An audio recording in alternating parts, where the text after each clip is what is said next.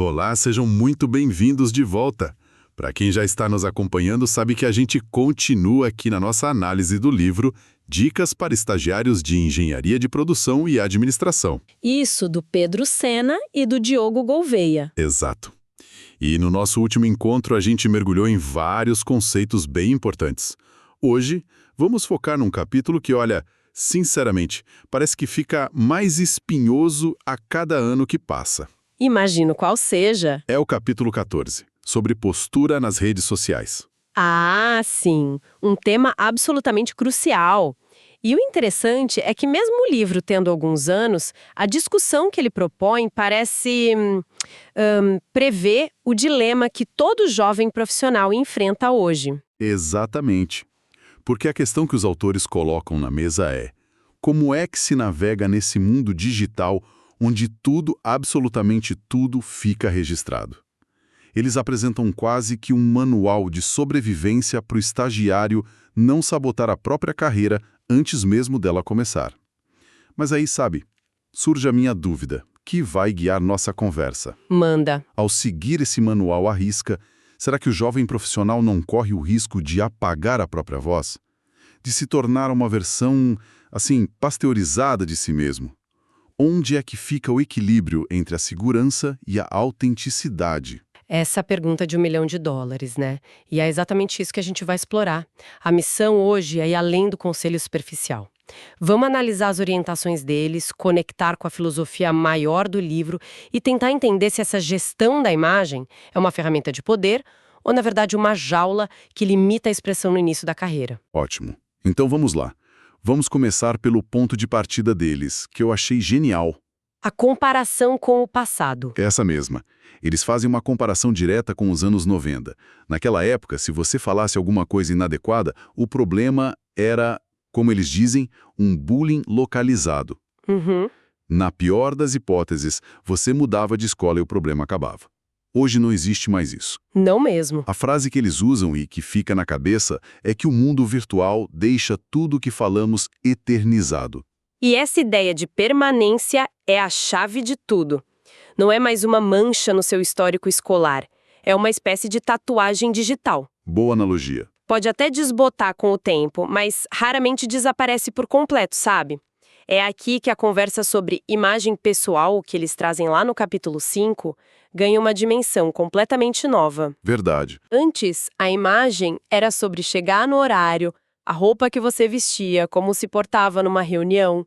Era um desempenho que acontecia dentro do horário comercial. E agora essa performance é 24 horas por dia, 7 dias por semana. Exato. O palco é o feed do Instagram, são os stories, o comentário no post de um amigo, o tweet de madrugada. Sim, a fronteira entre o eu profissional e o eu pessoal não está só borrada.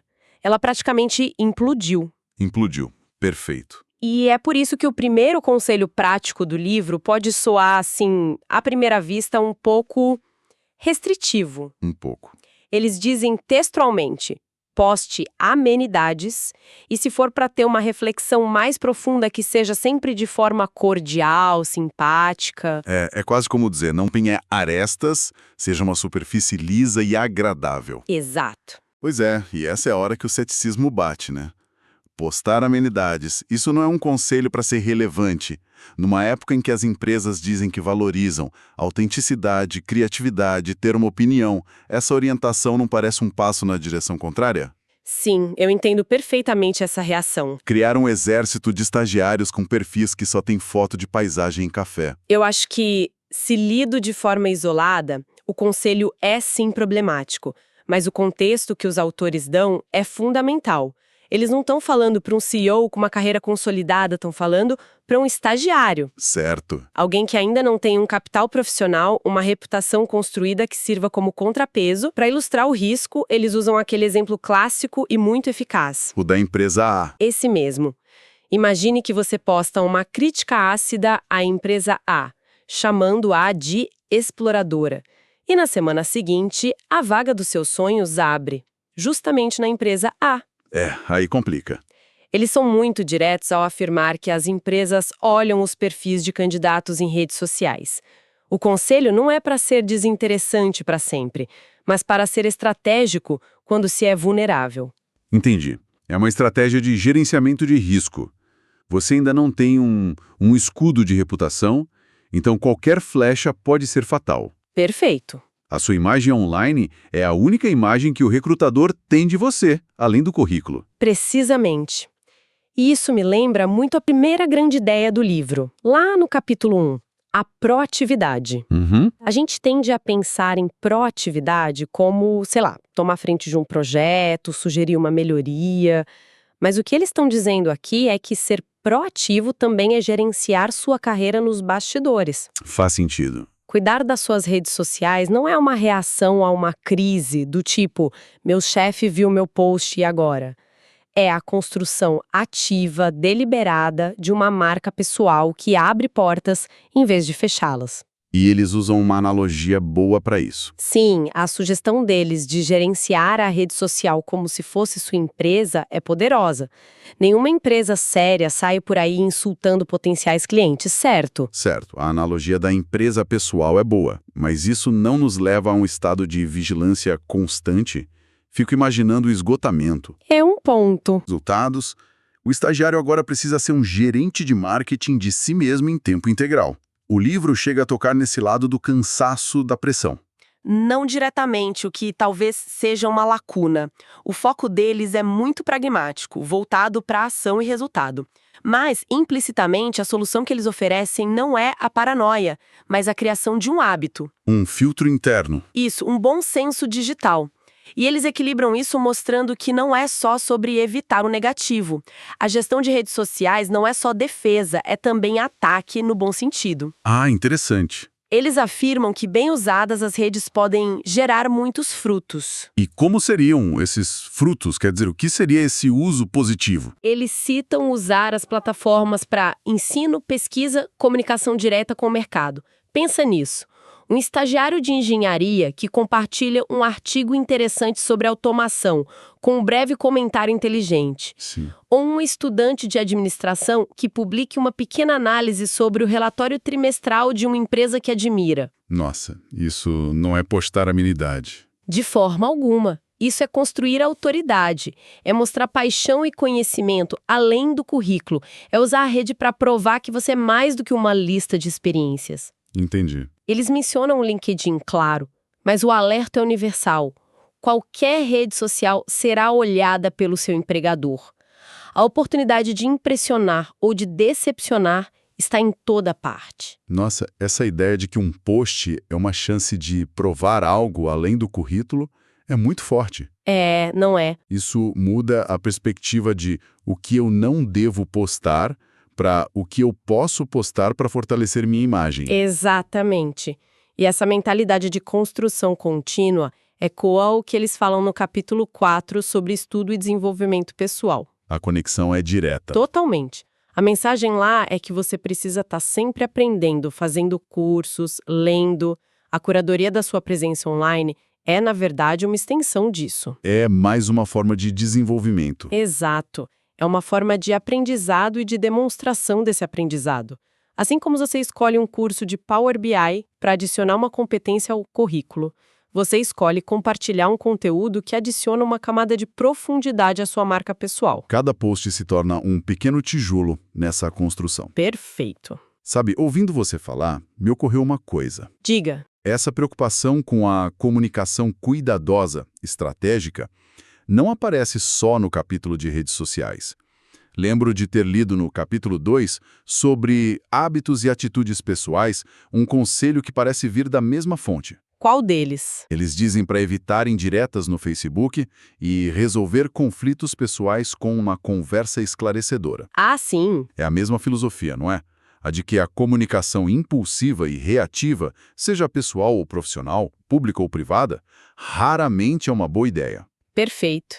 A conexão é direta e revela o DNA do pensamento dos autores. A crítica que eles fazem no capítulo 2 a e-mails escritos com frases curtas, que geram mal-entendidos e retrabalho, nasce da mesma preocupação com a comunicação impensada que eles têm com posts emocionais no capítulo 14. O problema é a falta de intenção. Exato.